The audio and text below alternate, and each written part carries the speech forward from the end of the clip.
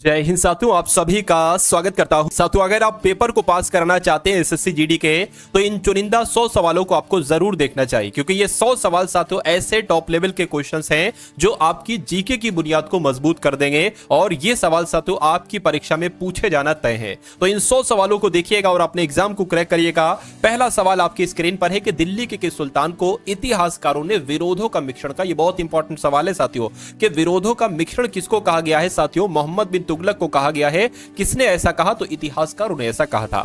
उसके बाद देखिए, अल-बरूनी के द्वारा रचित पुस्तक किताबुल हिंद, एक सवाल यहां से बनेगा कि किताबुल हिंद पुस्तक किसके द्वारा लिखित है? तो अल-बरूनी के द्वारा लिखित है। पूछा जा रहा है इसमें किन किन विषयों पर समीक्षा की गई? तो भारतीय दर्शन पर समीक्षा की गई है, भारतीय इतिहास पर की गई है, भूगोल पर की गई है, गणित पर की गई है, खगोल विज्ञान पर की गई है। तो आपका आंसर जो जाएगा वो इनमें से सभी, यानी कि ऑप्शन नंबर डी आपका आंसर जाएगा। अगला सवाल देखिए, निम्नलिखित में से कौन फारसी का प्रथम कवि था जिसने अपनी कविता में भारतीय पर्यावरण को चित्रित किया था? तो साथियों, किन्होंने चित्रित किया था?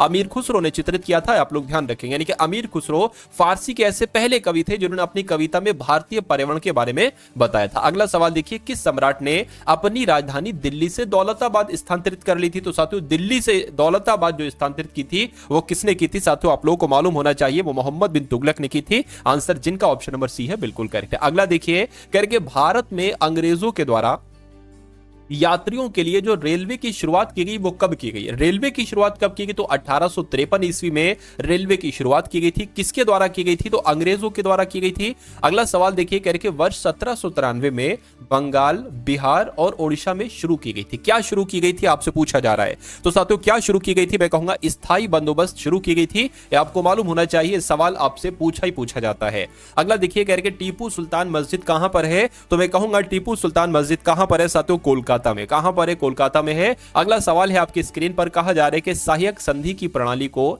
स्वीकार करने वाला पहला भारतीय मूल का शासक कौन था? तो साथियों, ये कौन थे? ये हैदराबाद के निजाम थे। कौन थे? हैदराबाद के निजाम थे। आंसर आपका ऑप्शन नंबर ए हो जाएगा। अगला सवाल देखिए आपकी स्क्रीन पर और बताइए राइट आंसर क्या होगा। साथियों, अगर आपने वीडियो को लाइक नहीं किया तो रिक्वेस्ट है आपसे, वीडियो को लाइक कर दीजिए। और अगर आप लोग चैनल पर नए हैं तो चैनल को साथियों सब्सक्राइब जरूर कर लीजिए। रेड कलर में जो लिखा होगा ना, उसको साथियों सब्सक्राइब का बटन दबा दीजिए। ये समझ लीजिए, अगर आप इस चैनल को सब्सक्राइब कर लेंगे तो आधा सिलेक्शन आपका वैसे ही हो जाएगा। तो फिर आपको क्या करना पड़ेगा? फिर आपको सिर्फ स्टडी करना पड़ेगी, क्योंकि अच्छा कंटेंट आपको अवेलेबल होने लगेगा, मिलने लगेगा। सब्सक्राइब कर दोगे तो वीडियोस आपके सामने आने लगेंगी। और ये समझ लीजिए साथियों, क्योंकि मेरा टारगेट है साथियों, मेरा टारगेट ये है कि जो आपके 80 सवाल आएंगे, इन 80 सवालों में से 70 से प्लस आपका स्कोर होना चाहिए। इसके लिए जरूरी क्या है कि हिंदी में आप पूरा स्कोर करें, रीजनिंग में आपको पूरा स्कोर करें और मैथ में आप पूरा स्कोर करें, ठीक है ना। बाकी साथियों, जीएस की जब हम बात करते हैं तो जीएस को आपको मैं इतना पढ़ा दूंगा कि कुछ नहीं, 12 से 13 सवाल आप बिल्कुल सही कर लोगे। तो ये लगभग 70 के आसपास, ये 72-73 स्कोर पहुंच जाता है। दो चार क्वेश्चन गलत भी हो जाते हैं तो ये समझ लीजिए 160 नंबर का पेपर होगा, यानी कि एक क्वेश्चन 2 नंबर का होगा, यानी कि 160 में से साथों 140 नंबर आपके प्लस आना चाहिए। और ये मेरा टारगेट है। मैं इस टारगेट को अचीव करने के लिए जितनी साथियों मैंने मेहनत में मुझसे निकलना चाहिए या लगना चाहिए साथियों मेरे जरिए से, मैं करूंगा।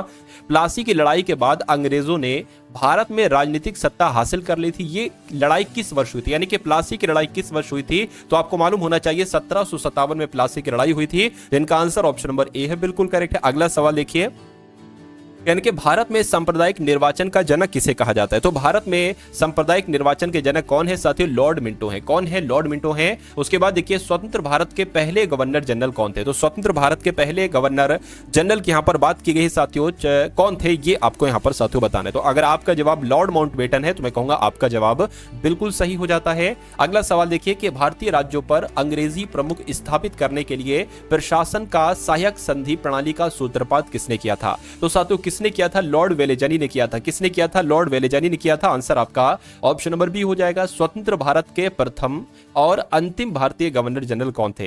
तो यहां पर अगर बात करें साथियों, चक्रवर्ती राजगोपालाचारी का नाम आप लोग ध्यान रखेंगे, क्योंकि यही स्वतंत्र भारत के पहले और अंतिम भारतीय गवर्नर जनरल कहलाए। आंसर आपका एक हो जाएगा और ये सवाल बहुत बार आपसे पूछा जा चुका है।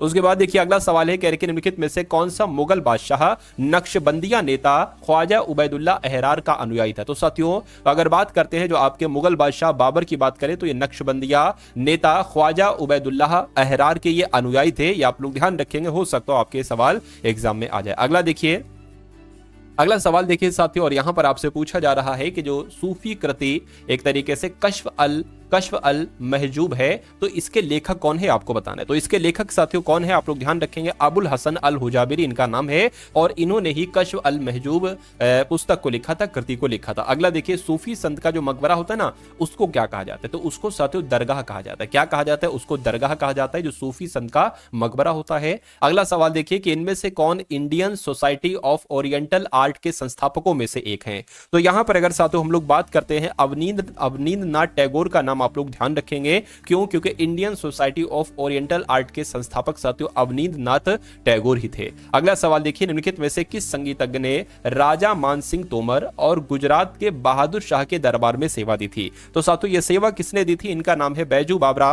और बैजू बाबरा साहब साथियों एक संगीतज्ञ थे और इन्होंने राजा मान सिंह तोमर और गुजरात के बहादुर शाह के दरबार में सेवा दी थी। राइट आंसर आपका ऑप्शन नंबर ए हो जाएगा। अगला सवाल आपकी स्क्रीन पर पूछा जा रहा है, कह रहे कि कौन सा विद्वान कुंभा के दरबार में नहीं था। तो कौन सा विद्वान कुंभा के दरबार में थे, तो मुनि सुंदर सूरी थे, नाथा थे, टिल्ला भट्ट थे, लेकिन मुनि जिन विजय सूरी नहीं थे। अब नहीं थे तो यही आपका राइट आंसर। अगला देखिए, कह रहे कि नर्मदा नदी और ताप्ती नदी ये बहने वाली नदियां, यानी कि ये किस ओर बहने वाली नदियां, क्या ये उत्तर की तरफ बहती है, नहीं ये पश्चिम की तरफ बहती है। क्या नर्मदा और ताप्ती नदियां जो है ना साथियों ये पश्चिम की तरफ बहती है, ये आप लोग ध्यान रखेंगे। सवाल आपका आंसर जो जाएगा इस सवाल का वो ऑप्शन नंबर बी जाएगा। अगला देखिए, कह रहे कि आंध्र प्रदेश के दक्षिण भाग में जो कोलेरू झील है, कौन सी झील है साथियों, आंध्र प्रदेश में है ये कोलेरू झील।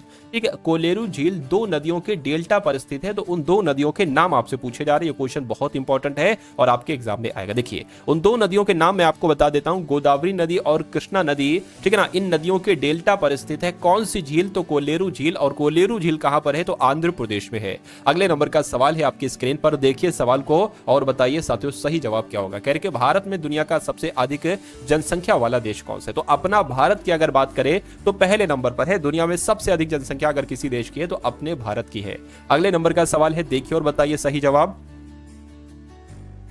कह रहे हैं कि 2011 की जनगणना के अनुसार भारत में गरीबी रेखा यानी कि एक तरीके से बीपीएल कहते हैं, ठीक है, बेलो पॉवर्टी लाइन कहते हैं, इसके नीचे कितने लोग प्रतिशत, इनका प्रतिशत क्या है, तो इनका 22% है। यानी कि गरीबी, भारत में गरीबी रेखा के नीचे अपना जो जीवन व्यतीत कर रहे हैं वो 22% लोग हैं। अगला सवाल है, करके वर्तमान जनगणना के अनुसार किस भारतीय राज्य का लिंग अनुपात उच्चतम है। तो किस राज्य का लिंग अनुपात उच्चतम है साथियों, केरल का लिंग अनुपात उच्चतम है। आंसर आपका ऑप्शन नंबर बी हो जाएगा। अगला सवाल आपके स्क्रीन पर है साथियों, देखिए और बताइए क्या आपका राइट आंसर हो सकता है। 2011 की जनगणना के अनुसार उत्तर प्रदेश में 10 लाखी नगरों की संख्या कितनी है। तो उत्तर प्रदेश में 10 लाखी नगर कितने हैं साथियों, 7 से ज्यादा है। राइट आंसर आपका बी हो जाएगा। हमारा ब्रह्मांड कितना पुराना है बताइए। तो हमारे ब्रह्मांड की अगर बात करें, यह सवाल आपके एग्जाम में पूछा जाए तो 13.7 बिलियन वर्ष पुराना है क्या हमारा ब्रह्मांड। यानी कि आंसर अगर आपका है ऑप्शन नंबर ए के साथ तो बिल्कुल सही हो जाएगा। सौर मंडल का दूसरा सबसे बड़ा ग्रह कौन सा है बताइए।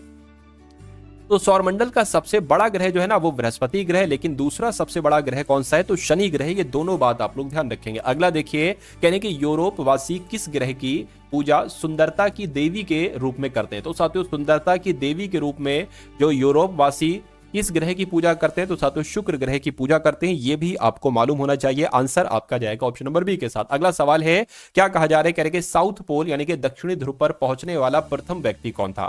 तो इनका नाम साथियों रोवाल्ड एमुंडसन है और रोवाल्ड एमुंडसन ही साथियों दक्षिणी ध्रुव कह लो या साउथ पोल कह लो, इस पर पहुंचने वाले पहले व्यक्ति थे। आंसर आपका भी हो जाएगा। अगले नंबर का सवाल है, कहा जा रहा है कि मंगल ग्रह की परिक्रमा कक्षा में जाने वाला प्रथम एशियाई देश कौन सा था। तो पहला ऐसा कौन सा देश था जो मंगल ग्रह की परिक्रमा में गया था, तो वह अपना देश भारत था। पहला ऐसा अपना देश भारत था। ठीक है ना। चलिए उसके बाद देखिए अगला सवाल है, कह रहे कि पृथ्वी के धरातल पर सर्वाधिक विस्तृत शैलें हैं। तो आपको यह बताना है पृथ्वी के धरातल पर सबसे ज्यादा विस्तृत शैलें जो है ना वो अवसादी शैलें हैं। क्या अवसादी शैलें हैं, ये आपका इंपॉर्टेंट क्वेश्चन है और ये आपके एग्जाम में पूछा जा सकता है। अगला देखिए, निम्नलिखित में से प्राथमिक शैल कौन सी है। तो इनमें क्या अगर बात करें, जो आग्नेय शैल है ना साथियों, आग्नेय शैल ये प्राथमिक शैल है। क्या ये प्राथमिक शैल है, ये आप लोग ध्यान रखेंगे। अगला सवाल है, करके किन चट्टानों में जीवाश्म पाए जाते हैं। तो जीवाश्म की अगर बात करें तो जो अवसादी चट्टानें होती है ना, अवसादी चट्टानें, इसमें साथियों क्या पाए जाते हैं, जीवाश्म पाए जाते हैं। ये आप लोगों को याद रखना है। आंसर आपका ऑप्शन नंबर बी के साथ जाएगा। भाई बहुत बढ़िया।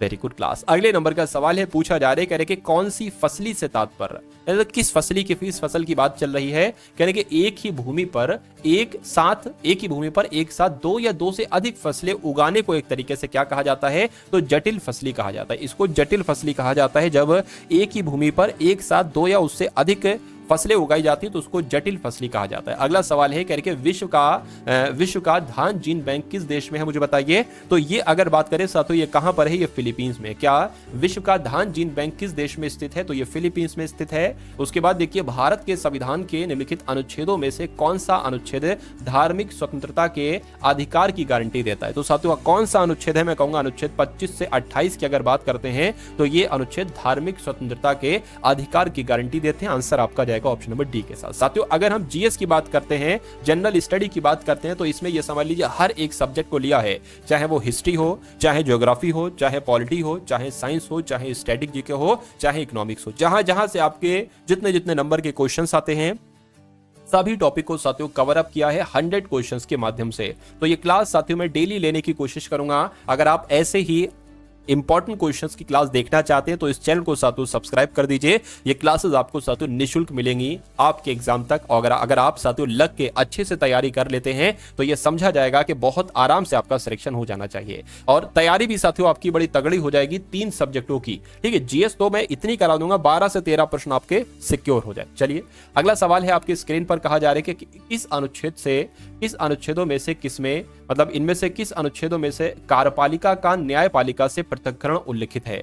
तो ये बात साथियों किस अनुच्छेद में कही गई है, अनुच्छेद 25 में कही गई है कि कार्यपालिका का न्यायपालिका से पृथक्करण हो सकता है। तो ये अनुच्छेद 50 में बात लिखित है। अगला सवाल देखिए, करके भारतीय संविधान के किस अनुच्छेद में जनसंख्या के किसी समूह में बोली जाने वाली भाषा को लेकर विशेष प्रावधान किए गए हैं। तो ये विशेष प्रावधान अनुच्छेद 347 में किए गए। कहां पर किए गए हैं, अनुच्छेद 347 में किए गए हैं। यानी कि अनुच्छेद 347 में जनसंख्या के किसी समूह में बोले जाने वाली भाषा को लेकर विशेष प्रावधान किए गए हैं। अगला सवाल आपकी स्क्रीन पर है, कहने के किस अनुच्छेद में यह प्रावधान है कि किसी विदेशी राज्य की नागरिकता स्वेच्छा से ग्रहण करने पर भारतीय नागरिकता स्वतः ही समाप्त हो जाएगी। यानी कि किसी विदेशी राज्य, किसी विदेश की नागरिकता अगर आप स्वेच्छा से ग्रहण करोगे तो भारतीय नागरिकता खुद ही खत्म हो जाएगी। तो ऐसा अनुच्छेद 9 कहता है। कौन सा अनुच्छेद ये बात कहता है, यह अनुच्छेद साथियों 9 कहता है। ये आप लोग ध्यान रखेंगे। अगला सवाल है, नागरिकता प्राप्त करने के लिए शर्तें निर्धारित करने वाला सक्षम निकाय कौन सा है। तो ये काम कौन कर सकता है, ये काम तो संसद के पास ही है। क्या ये काम, ये अधिकार साथियों संसद के पास ही है। उसके बाद देखिए, कह रहे कि किसी तिथि के बाद भारत में जन्म लेने वाले व्यक्ति को जन्मजात भारतीय नागरिक समझा जाएगा। तो अगर वो 26 जनवरी 1950 के बाद किसी देश में जन्मा है या भारत में जन्मा है, तो साथियों मैं कहूंगा भारत की बात करेंगे, अगर भारत में 26 जनवरी 1950 के बाद जन्मा है तो उसको भारतीय नागरिक ही समझा जाएगा। तो इस प्रकार जिनका आंसर है ऑप्शन नंबर बी के साथ, तो बिल्कुल करेक्ट हो जाएगा। अगला देखिए, कह रहे कि किस समिति के सुझाव पर नागरिकता संशोधन विधेयक 2003 संसद के द्वारा साथियों पारित किया गया था।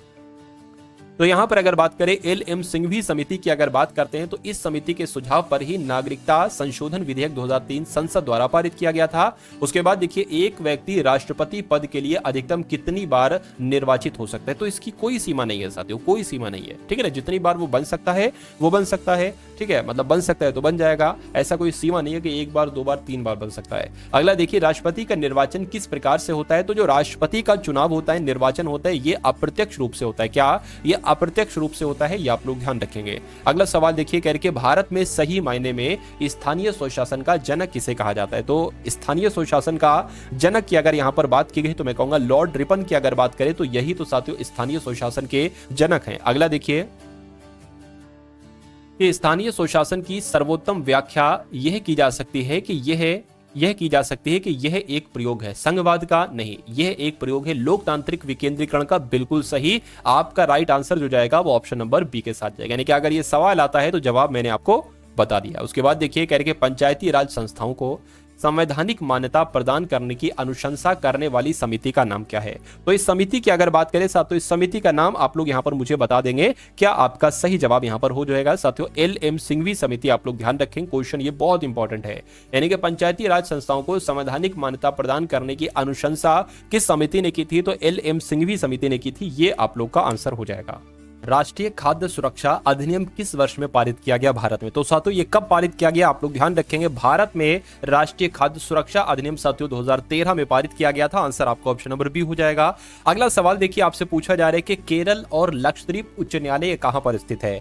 तो ये कहां पर स्थित है आप लोगों को मालूम होना चाहिए। ये कोच्चि में स्थित है। कहां पर साथियों? ये कोच्चि में स्थित है। राइट आंसर आपका सी हो जाता है। उसके बाद देखिए अगला सवाल है, कह रहे कि कौन पाकिस्तान के पहले राष्ट्रपति थे? तो पाकिस्तान के पहले राष्ट्रपति का नाम आपसे यहां पर पूछा जा रहा है। मैं आपको बता देता हूं, इस्कंदर मिर्जा इनका नाम था और इस्कंदर मिर्जा जी पाकिस्तान के पहले राष्ट्रपति थे। अगला देखिए आपकी स्क्रीन पर है, कह रहे कि राष्ट्रवादी कांग्रेस पार्टी का गठन साथियों कब किया गया? आपसे पूछा जा रहा है। तो ये कब किया गया? 1999 में राष्ट्रवादी कांग्रेस पार्टी का गठन किया गया। राइट आंसर आपका ऑप्शन नंबर ए हो जाएगा। अगला सवाल देखिए, कह रहे कि किसी अर्थव्यवस्था में सामान्य मूल्य स्तर में निरंतर वृद्धि जो होती है ना, इसको क्या कहा जाता है? तो इसको क्या कहा जाता है साथियों? इसका मुद्रास्फीति कहा जाता है। क्या कहा जाता है? इसको मुद्रास्फीति कहा जाता है। ये क्वेश्चन साथियों इंपॉर्टेंट है, आपके एग्जाम में आएगा। अगला सवाल देखिए, कह रहे कि मुद्रास्फीति से सबसे अधिक किसे लाभ होता है बताइए? तो सबसे अधिक किसे लाभ होता है? मैं कहूंगा ऋणी को सबसे अधिक लाभ होता है। यानी कि मुद्रास्फीति जब होती है तो सबसे ज्यादा फायदा ऋणी को ही होता है। अर्थव्यवस्था में अति मुद्रास्फीति का परिणाम क्या होगा? यानी कि जब अर्थव्यवस्था में अति मुद्रास्फीति हो जाएगी तो क्या ऋण आसान हो जाएगा? नहीं, मुद्रा की कीमत में गिरावट हो जाएगी। ये आप लोग ध्यान रखेंगे। उसके बाद देखिए अगला सवाल है, कहा जा रहा है कि निम्नलिखित में से किसे ग्रह गति के 3 नियमों का प्रतिपादन करने का श्रेय दिया जाता है? तो साथियों ये श्रेय किसे दिया जाता है? ये श्रेय साथियों केपलर को दिया जाता है। यानी कि जोहान्स केपलर की अगर बात करें, इन्होंने ही एक तरीके से ग्रह गति के तीनों नियमों का प्रतिपादन किया था। किसने? केपलर ने। उसके बाद देखिए निम्नलिखित में से क्या लिखा हुआ है साथियों? निम्नलिखित में से किसने सबसे पहले यह निष्कर्ष निकाला? क्या सबसे पहले यह निष्कर्ष निकाला कि निर्वात में सभी वस्तुएं समान त्वरण से गिरती हैं और समान समय पर भूमि पर पहुंचती हैं? तो ये तो साथियों गैलीलियो ने कहा था। क्या ये गैलीलियो ने कहा था? आप लोग ध्यान रखेंगे, गैलीली इनका पूरा नाम था। अगला सवाल देखिए, कह रहे कि चंद्रमा और सूर्य के कारण नियम स्पष्ट करता है ज्वार भाटा के बारे में। इसका क्रम साथियों सही नहीं लग रहा है। होना क्या चाहिए? होना यह चाहिए कि चंद्रमा और सूर्य के कारण ज्वार भाटा के बारे में कौन सा नियम स्पष्ट करता है? तो गुरुत्वाकर्षण का नियम स्पष्ट करता है। राइट आंसर आपका ऑप्शन नंबर ए हो जाता है। अब उसके बाद देखिए अगला सवाल आपकी स्क्रीन पर है। क्या कहा जा रहा है साथियों? आपसे पूछा जा रहा है कि ठोस पदार्थों में ऊष्मा हस्तांतरण की प्रक्रिया को क्या कहा जाता है? तो साथियों इस प्रक्रिया को चालन प्रक्रिया कहा जाता है। क्या इसको चालन प्रक्रिया कहा जाता है? उसके बाद देखिए वायुमंडल के ऊर्ध्व तापन की प्रक्रिया को क्या कहा जाता है? क्या कि वायुमंडल के ऊर्ध्व तापन की प्रक्रिया को क्या कहा जाता है साथियों? संवहन कहा जाता है। यानी कि राइट आंसर आपका जो जाएगा वो किस ऑप्शन के साथ जाएगा? वो ऑप्शन नंबर बी के साथ जाएगा। उसके बाद देखिए वह प्रक्रिया जिसके द्वारा वायु में जलवाष्प जल की बूंदों में परिवर्तित हो जाती है, इसको क्या कहा जाता है साथियों? तो इसको क्या कहा जाता है ये आपको यहां पर बताना है। मैं कह सकता हूं कि इसको संघनन कहा जाएगा। क्या? यानी कि वो प्रक्रिया संघनन कहलाई जाती है जिसके द्वारा वायु में जलवाष्प जल की बूंदों में परिवर्तित होती हैं, तो संघनन कहलाई जाती है। अगला सवाल है कि ध्वनि जो है ना, ये किस माध्यम में यात्रा नहीं कर सकती है? तो ये साथियों निर्वात की अगर बात करें, ठीक है, निर्वात में यात्रा नहीं कर सकती क्योंकि ध्वनि को यात्रा करने के लिए किसी न किसी माध्यम की जरूरत होती है, तो वो साथियों निर्वात में नहीं कर सकती है यात्रा। अगला सवाल आपकी स्क्रीन पर है, कह रहे कि मनुष्य के लिए ध्वनि की श्रव्य सीमा क्या है? तो मनुष्य के लिए 20 हर्ट्ज से 200 किलो हर्ट्ज नहीं, 10 से 100 किलो नहीं साथियों, 20 हर्ट्ज से 20 किलो हर्ट्ज ये मनुष्य के लिए ध्वनि की श्रव्य सीमा है। राइट आंसर आपका ऑप्शन नंबर सी है। अगला देखिए, कह रहे कि कैपिलरी फीड फाउंटेन पेन, इसका आविष्कार साथियों किसके द्वारा किया गया था? तो इसका आविष्कार तो साथियों वाटरमैन ने किया था। यानी कि LE वाटरमैन ने ही फाउंटेन पेन का आविष्कार किया था। कैपिलरी फीड फाउंटेन पेन का आविष्कार LE वाटरमैन ने ही किया था। अगला सवाल देखिए साथियों, पूरे 100 सवाल देखेंगे और 65 सवाल तक यहां पर हम लोग पहुंच चुके हैं। कहने के किसका उपयोग किसी व्यक्ति की आंखों के अंदर के दबाव को मापने के लिए किया जाता है? और सभी के सभी साथियों ये इंपॉर्टेंट क्वेश्चंस हैं।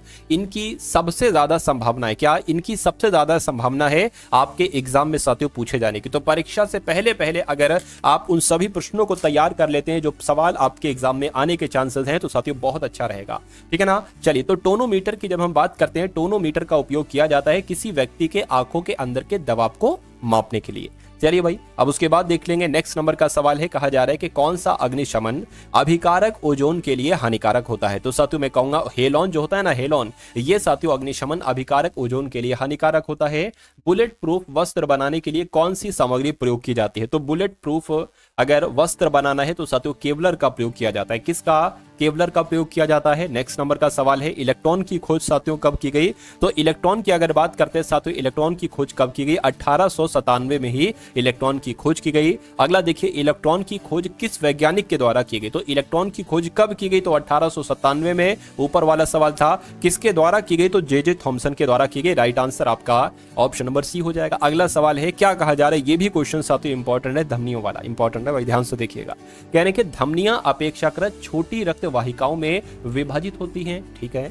ऊतकों तक पहुंचने पर वे और भी बहुत पतली नलियों में विभाजित हो जाती है। इनको क्या कहा जाता है? तो इनको ही तो साथियों केशिकाएं कहा जाता है। इनको क्या कहा जाता है? इनको केशिकाएं कहा जाता है। राइट आंसर आपका भी हो जाएगा। अगला सवाल देखिए, यानी कि मनुष्य के शरीर की कौन सी धमनी ऑक्सीजन रहित रक्त को ले जाती है? तो मैं कहूंगा जो फुफ्फुसीय धमनी होती है ना, ये साथियों मानव शरीर के ऐसी धमनी है जो ऑक्सीजन रहित रक्त को ले जाती है। राइट आंसर आपका ऑप्शन नंबर सी हो जाएगा। अगला सवाल है कह कौन सा विटामिन रक्त का थक्का बनाने के लिए आवश्यक है? तो मैं कहूंगा जो विटामिन के होता है ना साथियों, विटामिन के, ये रक्त का थक्का बनाने के लिए आवश्यक है। राइट आंसर आपका सी हो जाता है। उसके बाद देखिए निम्नलिखित में से किस बीमारी के नाम का अर्थ है?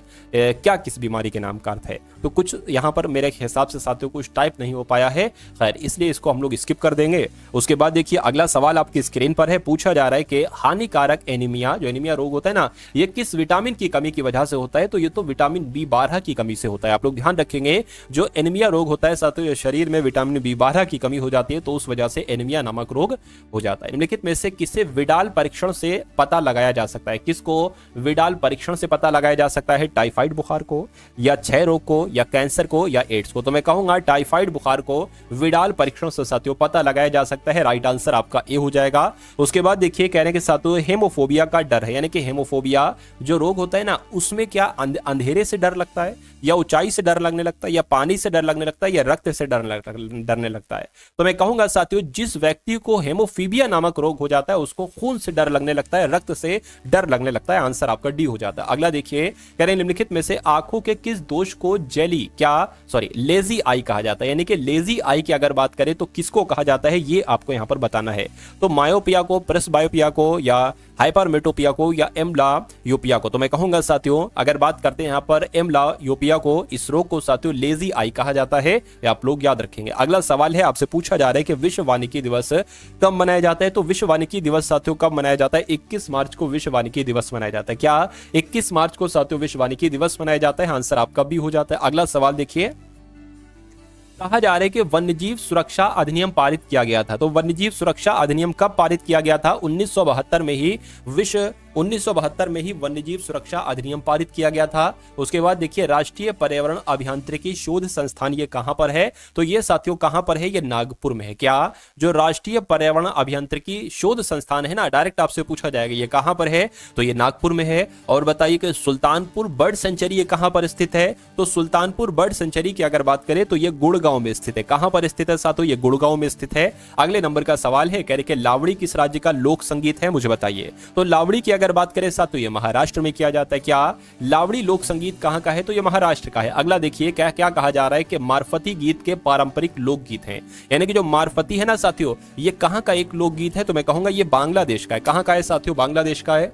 भारतीय युद्ध कला थांगता ये किस राज्य का है? यानी कि ये थांगता जो युद्ध कला है ना, ये कहां पर साथियों किया जाता है? आपसे पूछा जा रहा है तो मैं कह सकता हूं ये मणिपुर में किया जाता है। क्या जो भारतीय युद्ध कला थांगता है ये मणिपुर का है। अगला देखिए चंदन का राज्य वृक्ष कौन सा है? मुझे बताइए। तो चंदन की अगर बात करते हैं साथियों ये तो कर्नाटक का राज्य वृक्ष है। राइट आंसर आपका हो जाना चाहिए ऑप्शन नंबर बी। अगला सवाल देखिए, निम्नलिखित में से कौन सा फूल मणिपुर राज्य का फूल है? तो मणिपुर राज्य का साथियों फूल इसमें से कौन सा है? तो शिरुई लिली है।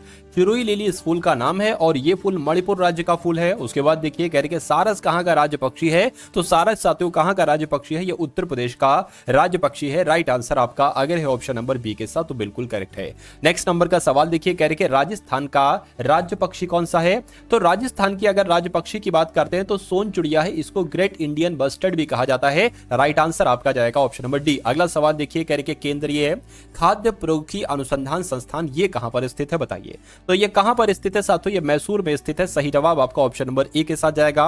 उसके बाद देख लीजिए किस देश का राष्ट्रीय पशु पवित्र गाय है। तो इंडोनेशिया नहीं, भूटान नहीं, भारत नहीं, नेपाल की अगर बात करते हैं, नेपाल देश का राष्ट्रीय पशु पवित्र गाय है। उसके बाद देखिए निम्नलिखित में से किस पर्वतीय स्थल के नाम का अर्थ है साथियों वज्रपात स्थल। तो मैं कहूंगा जो दार्जिलिंग है ना, ये पर्वतीय स्थल, इसका नाम, इसका अर्थ क्या है, वज्रपात स्थल इसका अर्थ है दार्जिलिंग का। उसके बाद देखिए गुजरी महल कहां पर स्थित है, बताइए। तो अगर बात करते हैं साथियों यहाँ पर कि गुजरी महल कहां पर स्थित है, ये आपको यहाँ पर बताना है। तो ग्वालियर में है। ये कहां पर है गुजरी महल साथियों, ग्वालियर में है। अगला सवाल देखिए कि मानव सभ्यता के विकास की कहानी दर्शाने वाले देश का सबसे बड़ा संग्रहालय यानी कि इंदिरा गांधी मानव संग्रहालय कहां पर स्थित है। तो इंदिरा गांधी मानव संग्रहालय कहां पर स्थित है साथियों, भोपाल में स्थित है। कहां पर, भोपाल में स्थित है। उसके बाद देखिए साइलेंट वैली यानी कि शांत घाटी, ये कहां पर स्थित है, गुजरात में, कर्नाटक में, तमिलनाडु में नहीं साथियों, ये केरल में स्थित है। कहां पर ये स्थित है, केरल में स्थित है। उसके बाद देख लीजिए अगला सवाल आपकी स्क्रीन पर है, यानी कि लगातार 2 ओलंपिक पदक जीतने वाली एकमात्र भारतीय महिला खिलाड़ी का नाम क्या है। तो इनका नाम है साथियों पीवी सिंधु। क्या नाम है, इनका नाम है साथियों पीवी सिंधु। ये आपको यहां पर ध्यान रखना है। चलिए उसके बाद देख लीजिए अगला सवाल है आपकी स्क्रीन पर साथियों, देखिए इस सवाल को और मुझे बताइए राइट आंसर क्या होगा। कहने के ऑफ ब्रेक शब्द का प्रयोग निम्नलिखित में से किस खेल में किया जाता है। तो किस खेल में किया जाता है साथियों, क्रिकेट के खेल में किया जाता है। अगला देखिए भारतीय क्रिकेट कंट्रोल बोर्ड यानी कि बीसीसीआई का मुख्यालय कहां पर स्थित है। तो बीसीसीआई का मुख्यालय कहां पर स्थित है, मैं कहूंगा साथियों मुंबई में स्थित है। कहां पर स्थित है, मुंबई में स्थित है। अगला देखिए भारत की पहली महिला शतरंज ग्रैंड मास्टर कौन है। तो भारत की पहली महिला शतरंज ग्रैंड मास्टर कौन है साथियों, एस विजय लक्ष्मी है। कौन है, एस विजय लक्ष्मी ही भारत की पहली महिला शतरंज ग्रैंड मास्टर हैं। अगला सवाल है करके सिंधु घाटी सभ्यता के लोग किसकी पूजा करते थे। तो ये हनुमान की, काली की, अयप्पा की या पशुपति की। तो आप लोगों को मालूम होना चाहिए पशुपति की पूजा करते थे, यानी कि सिंधु घाटी सभ्यता के लोग पशुपति की पूजा करते थे। अगला देखिए और आज की इस वीडियो का अंतिम सवाल आपकी स्क्रीन पर है, पूछा जा रहा है कि सिंधु सभ्यता के लोग क्या शीशा बनाने के लिए तांबा और टिन को मिश्रित करते थे, या कांस्य बनाने के लिए, या लोहा बनाने के लिए, या सोना बनाने के लिए। तो ये क्वेश्चन इंपॉर्टेंट है, आप लोगों को याद रखना है। कह रहे कि सिंधु सभ्यता के लोग जब कांस्य बनाते थे ना, तो उसके लिए एक तो तांबे का और साथियों टिन को ये मिश्रित किया करते थे। ये आप लोग ध्यान रखेंगे, क्वेश्चन बहुत ही इंपॉर्टेंट है। आंसर आपका ऑप्शन नंबर बी के साथ जाएगा। तो ये साथियों पूरी जीके के 100 सवाल यहां पर आप लोगों ने देखे। वीडियो आपको कैसी लगी एक बार लाइक करके जरूर बताइएगा। चैनल पर नए हैं तो चैनल को जरूर सब्सक्राइब कर दीजिए, ठीक है ना। और एसएससी जीडी की तैयारी आपकी करवाई जा रही है। इसी प्रकार की कुछ पहले भी मैं वीडियोस बना चुका हूं और एक एक वीडियो में चारों विषयों का रिवीजन आपको करा। सभी वीडियोस को एक एक करके साथियों देख लेना, आपकी तैयारी में बहुत जान आ जाएगी, आपकी तैयारी साथियों जानदार हो जाएगी। तो इस वीडियो को अपने मित्रों के साथ शेयर कीजिएगा। मिलते हैं हम सभी लोग आने वाली वीडियो में। जय हिंद साथियों।